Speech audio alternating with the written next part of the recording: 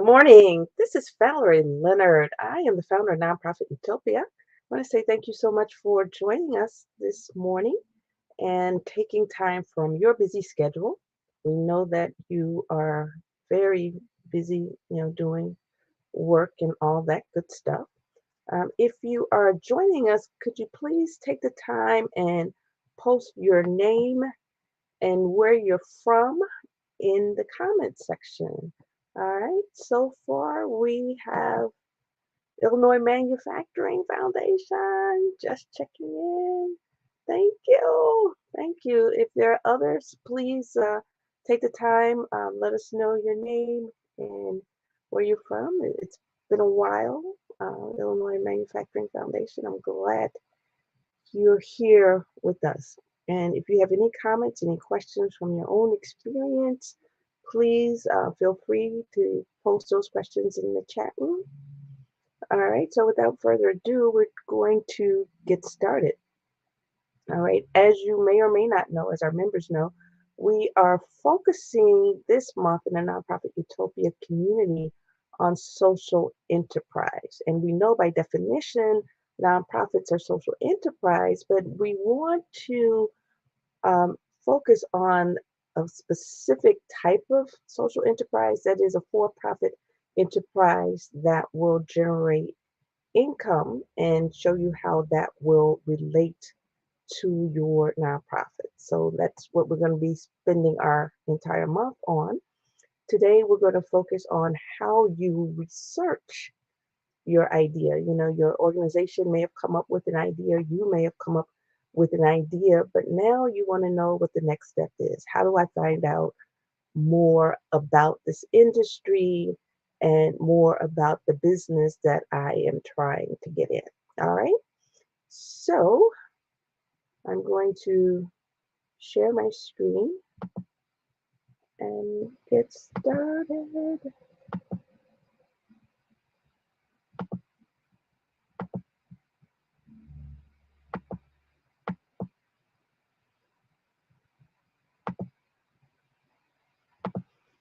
All right, so today we're going to talk about how you actually conduct research for your social ventures idea. And the purpose for this presentation is just to help you learn whether or not this is something you want to pursue. When you get to the point where you're actually developing your business model and your business plan, you will have dug a little bit deeper, but we're going to share some very high level tactics that you can use to get more familiar with the business that you want to go into. All right, so we're going to cover market analysis, competitive analysis, and where you can go to get your data. All right, so just backing up from yesterday, we talked about what a social enterprise is. And in a nutshell, a social enterprise is a business that has a social mission, a mission of improving the environment, the mission of improving the lot of lives of people, for example, employing ex-offenders, employing low-income people, etc. All right, so again, it could be for profit or nonprofit. As I said before, by definition, a nonprofit is a social enterprise. And then there are organizations that are for profit, and they actually have a legal structure that suggests that they're in a social enterprise. And I'm finding more and more, I'm running into entrepreneurs that are not necessarily structured legally as a social enterprise, but they're very, very conscious of the environment, conscious of ways to improve the quality of life for their customers. So I think over the long term, there really needs to be a broader definition of social enterprise. All right. So when you're doing your market research, you're basically going to be focused on these guiding questions. The first set of questions would be around demand. Do people really want what you're selling? All too often we come up with ideas. If we're nonprofits, we come up with services that we know the community needs, but we don't necessarily know that there's a demand for them. And the same is true for us who are in the entrepreneurial space. We have all these wonderful ideas, but if if we don't have any customers, if there's no demand for what it is we're selling, we're doing ourselves a huge disservice, right? So you want to find out before you get in the business whether or not there really is a demand. Not that there's a need. Yeah, obviously people should need what you have to offer, but needing something and wanting something and then actually pulling the trigger to buy something where you're creating value, that those are all different things. All right. Another question you need to ask is, what's the size of the market? What's the size of the opportunity? How many people would be interested in what it is that you have to sell? Another set of questions would revolve around economic indicators, right? What's going on in the economy? What's the income and employment rate for the people that you believe will be your target market? And then you want to know, where do your customers live and where can your business reach? And then after that, you want to look at market saturation. Who else is out there doing what it is that you're doing? And then finally, what is the pricing? What price level should you come in the market at? Should you price your products and services such a way that you're undercutting your competition? Are you going to price your services in a way that you're competitive, or are you going to price your products and services at a premium? All right. So you need to do the research to find out what the best pricing strategy is. So when we talk about market analysis, we're basically talking about the research methods and the type of research, right? So there are five basic research methods. The first one is literature review. And in this case, when we talk about literature review, we're talking about industry reports. And those reports can be put out by people, you know, in a certain industry. So you might want to follow what's happening. We're also talking about blog posts by um, business publications. When we talk about surveys, we're looking at developing a set of questions that will help us to get to whether or not people will, in fact, buy what it is we're trying to sell. So we want to get an understanding of our customers. We want to understand what they're going through on a day-to-day basis. We want to get a sense for what their income levels are. We want to get a sense for what their pain is, and when we say pain, what are some of the problems they're trying to solve, and look at ways they're trying to solve those problems through the products they purchase in order to solve those problems. We want to look at what it is they want to achieve in their day-to-day lives. And that will help us to formulate ideas to develop products that will actually help them reach their potential, help them reach their objectives, help them make their lives easier, and also mitigate some of the pain that they're having, right? And then, questionnaires are very similar to surveys, and in fact, we actually use them, interchangeably with surveys. And then the next way is focus groups, and focus groups are basically group interviews. And in this case, you want to develop groups of people who are similar to your ideal market, right? Your ideal target. Get a sense for what their attitudes are. And then you have the in-depth interviews, the one-on-one interviews that will help you to, dig deeper. All right. And then there are two basic types of research. There's the primary research and then there's the secondary research. The primary research is the research that you develop, right? Um, it's you talking to customers, it's you surveying customers, and just getting information firsthand. It's you looking at what your own experience has been. If you're in business now, right, or if even if you're a nonprofit now, you have significant data right at your fingertips that has been generated internally that you can begin to use to you know get ideas for a business. All right. The next is secondary research, and then that's just research that's generated by others. So it could be data, it could be industry reports. A good example is data that you get from the census, right? Data that you get from trade reports. And if you want to know what trade reports you should be looking at, just consider the industry that you're going to be operating in, and then do a Google search and look at trade publications. Or better yet, go to your local library, college library, public library, talk to the librarian in the business section, and they can help guide you through the process of finding publications and other databases that would be really, really helpful as you do your research. And then thirdly, we want to do a competitive analysis. And basically, a competitive analysis in a nutshell is looking at how you stack up against the competition, right?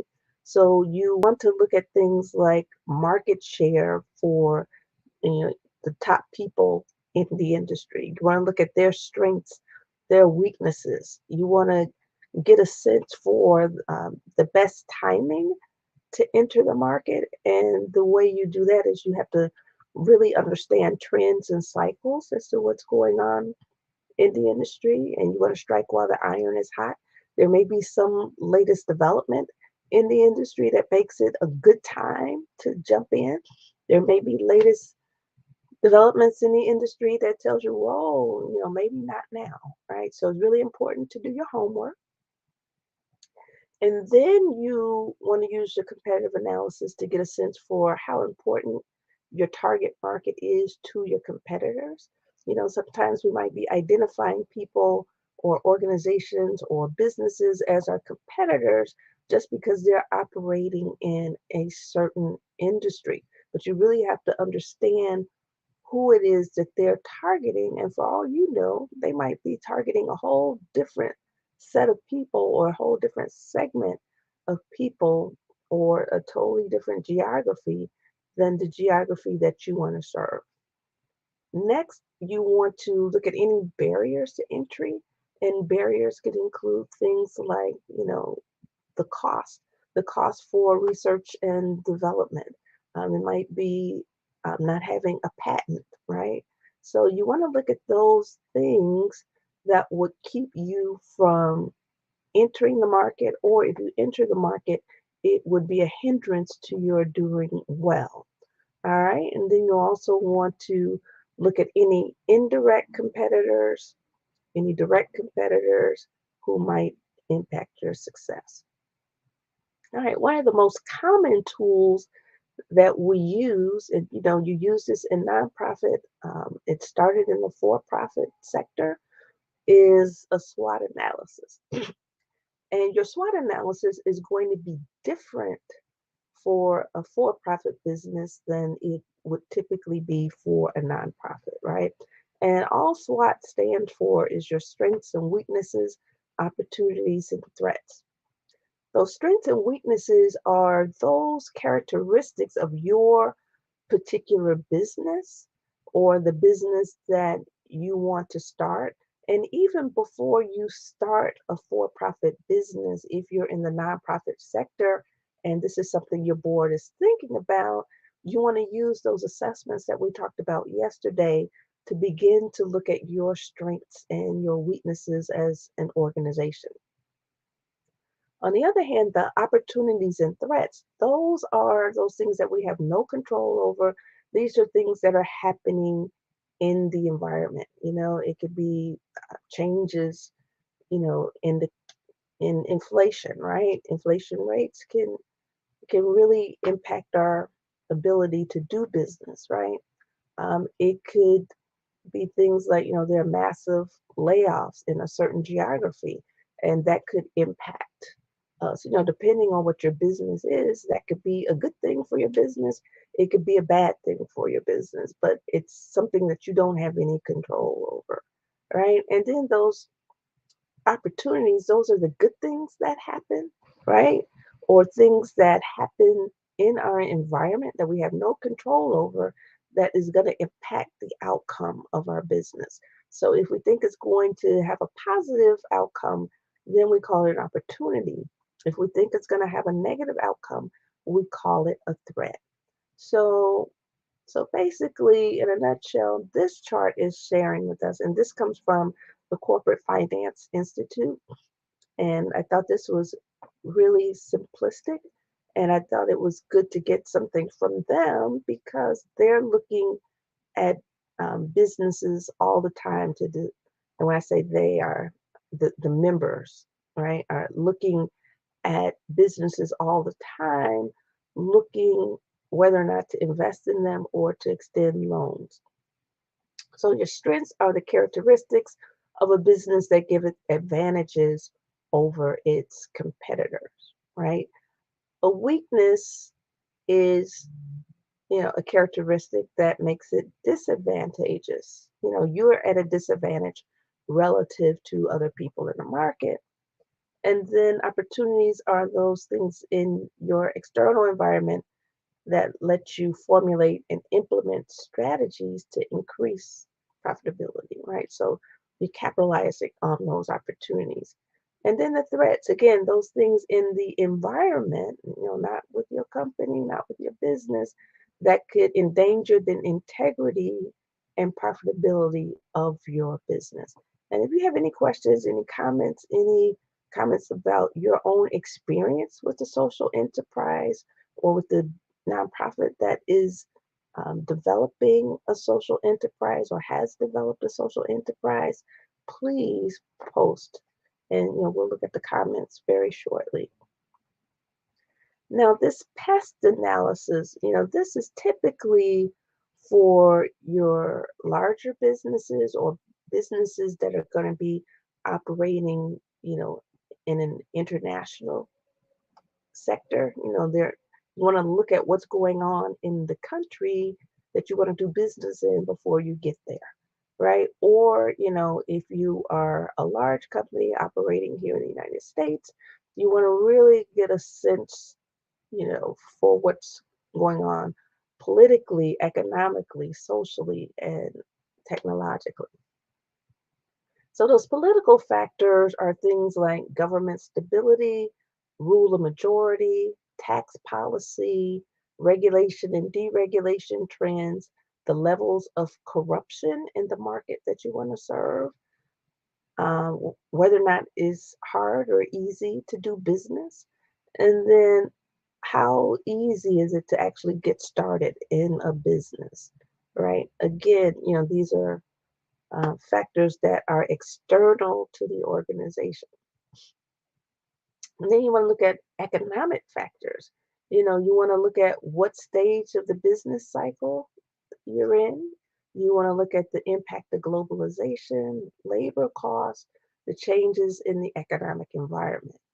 And then we look at the social factors. That could be things like population growth. So looking at, demographics of an area and see, is this an area that's growing? Is it shrinking? Are there some parts of some demographic segments that are increasing at a faster rate than others? You want to look at gender and ethnic diversity, health and education of the customers that you could be serving. You want to look at, the social welfare and the quality of life, the economic disparities, digital disparities. Um, and then from a technological factor, you want to look at, R&D activity, in the industry. How are your competitors investing in research and development? You want to look at the impact of emerging technologies and how that's going to impact not only your way of doing business, but your competitors' ways of doing business. You want to look at the impact of technology transfer and technology diffusion and technology disruption. So, how well is the technology? How many people have access to this type of technology? And are there any technology solutions out there that could literally change the way we do business? And that is going to impact us all. And you want to look at how those factors are impacting not only your own business, but how they're impacting your competitors.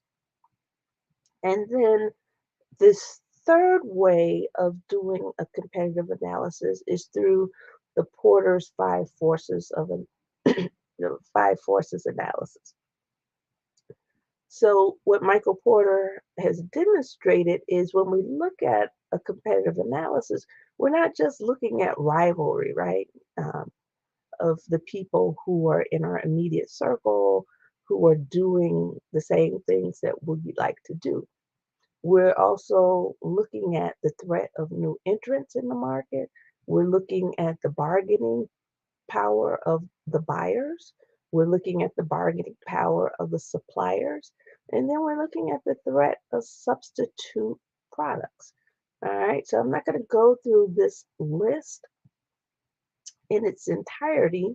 I'll just pull out a few examples. But if you're in the nonprofit utopia community, I'll make sure that you have this list available. And interesting enough, the Department of Justice of all places has this model on their website. That's not where I got it, but they also have this model. So when we look at rivalry among existing competitors, we're looking at things like the number of competitors, the diversity of competitors, the industry concentration of those competitors. We're looking at the industry growth. When we look at the threat of new entrants, we're looking at, the barriers to entry, how hard or how easy it is to get into this business. And then, the thing you should know, the harder it is to get into an industry, the higher the barriers to entry, is going to cost more, but hopefully you'll also be in a position where your returns, once you can successfully enter, will be greater. Your product obviously won't be considered a commodity.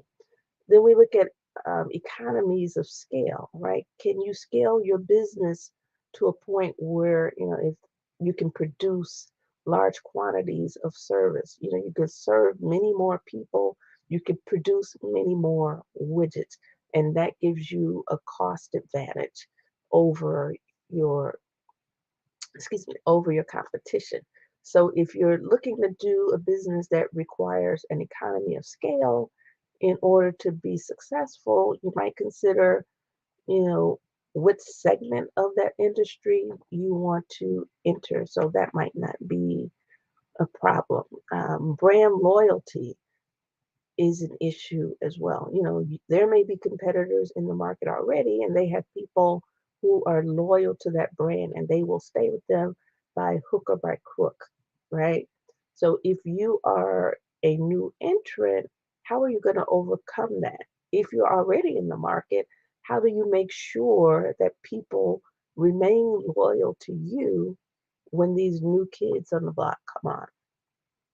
When we look at the bargaining power of the buyers, you want to look at, the number of customers they have, the size of the customer orders, the differences between the competitors.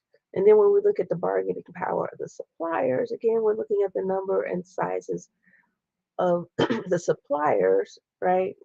Prices they can charge, the uniqueness of their products. We're looking also at the relationships they might have with us, the relationships they have with our competitors. And then there's also the threat of substitute products. The number of substitute products available. So if you are generating a commodity, there are many, many substitute products available.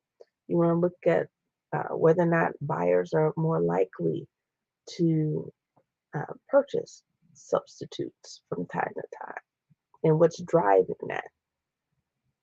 And now we're going to talk about where you can get the information. Where can you find the data?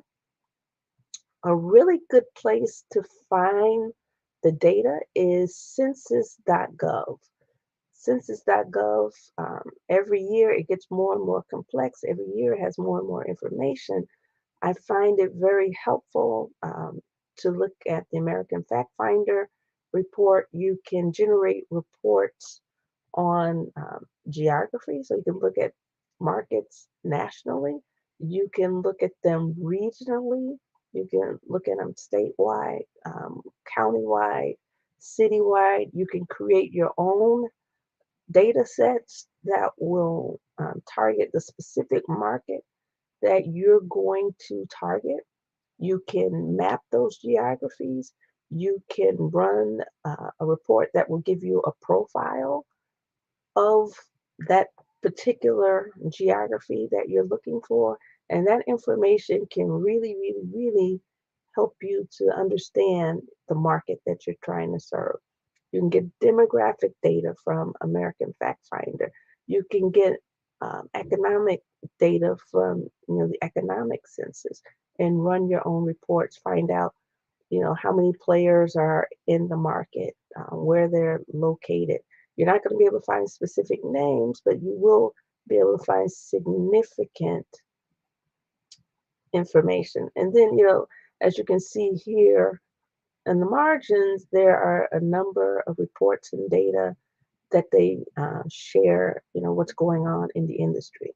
And the beauty is all of this stuff is free.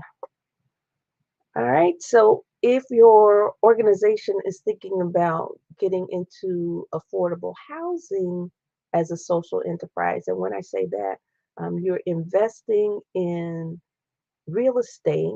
You might see some abandoned properties that you want to turn around, or you might want to construct some new property, right? And be able to sell the housing at a rate, at prices that are affordable to the people in the community. And then you will take the proceeds from that real estate, that for profit real estate business, and use it to help finance your nonprofit. So if that's where you want to go, a really, really good source of data is Chicago Cityscape. And this is specifically for Chicago neighborhoods. They've got data um, citywide as well as drilling down to the community level, where you can look at the number of construction permits in the area. You can look at some of the top developers, latest developments in the area. I mean, just oodles and oodles of data that will give you the market intelligence you need. And in many cases, these data, you normally will have to go to websites that are hard to really understand, or you have to get it from many, many, many different sources. The beauty of Chicago Cityscape is all of these data are all in one place.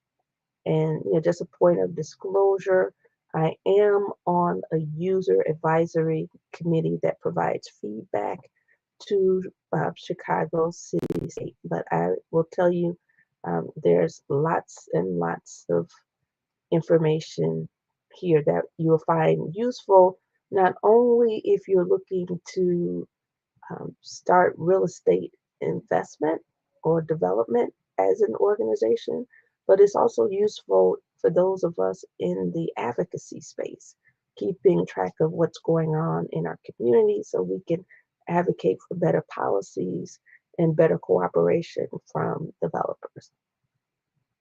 All right. Another source of information and data is the SBA. So I did a screenshot of their front page so you know what it looks like. At least that's what it looks like today. It will change from time to time. Go to sba.gov and you can find out a lot of information about their products and services. But the reason I brought them up today is they gave us a list of websites that you could go to. And you just click on to these little hyperlinks and you will be directed to a website where you can get free information. So they've got, um, you know, websites you can go to if you just want general business statistics, and you can find statistics on industries, business conditions, etc. And here are the different links that you can click on. Consumer statistics to gain information on potential customers and consumer markets. If you want to better understand the demographics and pay scales, you can go to the Census Bureau and the Bureau of Labor Statistics, economic indicators, employment statistics, income statistics, money and interest rates, production and sales, trade statistics, statistics of specific industry. All of this is free. And remember, any data source that you're going to purchase data from, these are the same places that they're going to. They've just been able to add value by, um, amassing it in a format that, is already analyzed for you and is more user friendly. All right. So speaking of data aggregators, here is IBISWorld. This is their front page, is ibisworld.com. You typically have to pay for these industry reports. They have some very um, detailed reports.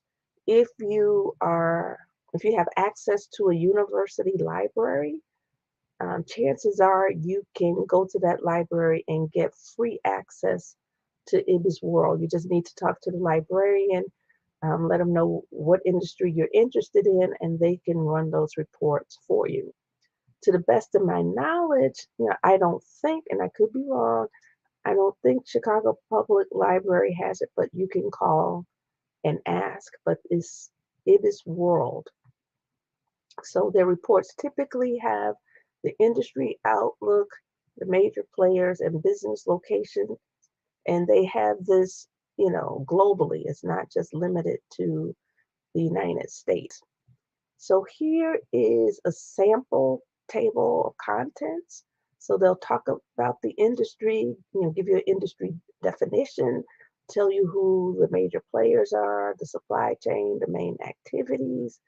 They will give you an industry at a glance, which is basically a visualization of what's going on. They'll talk about industry performance, talk about the key external drivers and um, current performance. And what's interesting, they'll talk about the competitive landscape. And this is where you can get a good feel for what the market share concentration is for your competitors. You can look at what it takes to be successful in the business, look at the cost structure, the basis for competition, the barriers to entry, the industry globalization. You'll see all of that for your particular industry. And this just happens to be the contents for a sample report for the pet store industry. Whatever industry you're thinking about operating in, trust me, they have information.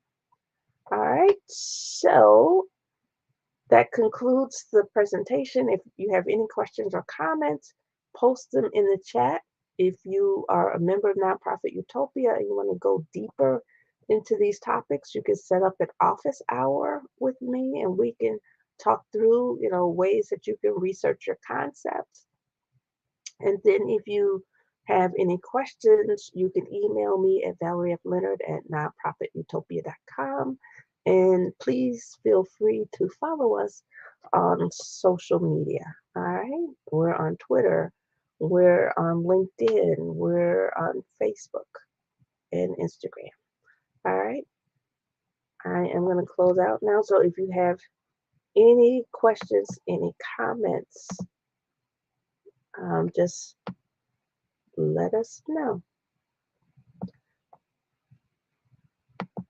All right. So we got James Davis. He is a member of Nonprofit Utopia. It's great to see you. So we got two members. And Lisa McDonald, thank you. Thank you so much for checking in. you have a cleaning service, feel free to post your website, Lisa, if you're still here, so we can learn more about your business. All right, and then we have comments from an anonymous LinkedIn user. Great info, thanks. I want to say thank you again for that feedback. Thank you so much for taking your time. All right, and Illinois Manufacturing Foundation, excellent overview. And I take that as a huge comment because I know you don't suffer fools lightly. I mean, you call them as you see them.